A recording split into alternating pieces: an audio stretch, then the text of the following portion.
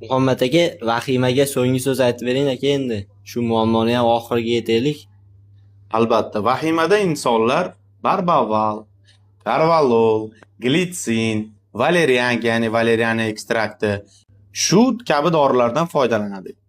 Xuruj vaqtida, ya'ni vahima vaqtida bu qanaqa bo'ladi? Trevoga, o'lib qolaman degan hissi, qo'rquv hissi, hattoki uydan tashqariga chiqa olmaslik hissi yoki bo'lmasam doimiy bir narsa bo'laman, hozir o'laman, yuragim og'riyapti degan hislar. Xuddi shunday vaqtda insonlar yana magniy B6 yoki bo'lmasa magniy B6 forte ichadi. Haqiqatdan zo'r. Lekin juda ko'p nevropatologlar Grandaksin, Pregabalin, Adaptol yoki bo'lmasam xuddi shunga o'xshagan Atarax, Sanapax degan dorilar yozadi. Ha, bu ham to'g'ri. Lekin vahima kasalligini o'zi aslida antidepressantlar siyoz bilan davolash kerak. Antidepressantlar siyoz, ya'ni shu guruhga kiruvchi preparatlar. Qanaqa preparatlar desangiz, inhibitor обратного захвата serotonina. Xuddi shunga quyidagi preparatlar kiradi.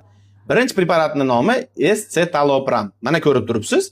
Buni albatta ichishdan oldin nevropatolog bilan maslahat qilish kerak. Va men vahima bilan keladigan barcha bemorlarimga quyidagicha naql qilaman. Birinchi o'rinda bosh bo'yin 1,5 Tesla tomografiyasi. Ikkinchi o'rinda UZI BCA, ya'ni bo'yin tomirlari UZIsi.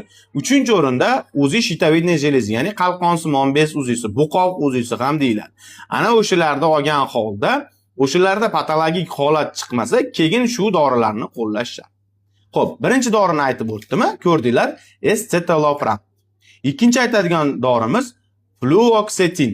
Ha, mana ko'rib turibsiz, fluoxetin. Bu ham zo'r yordam beradi. Juda ko'pchilik insonlar yaxshi biladi va men hozirda kasallarga zo'r effekt berayotgan dori sertralin.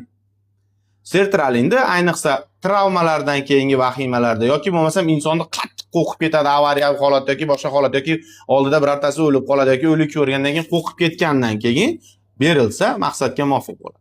Agar bular hammasi o'sha ta'sir qilmayotgan bo'lsa, ya'ni karvalol, valerian, atarax, grandaksin, xullas sanab o'tgan barcha dorilarim, hattoki escitalopram va fluoxetin ta'sir qilmayotgan bo'lsa, endi yana ham keng qamrovga va keng ta'sirga ega bo'lgan dori bu venlafaxin.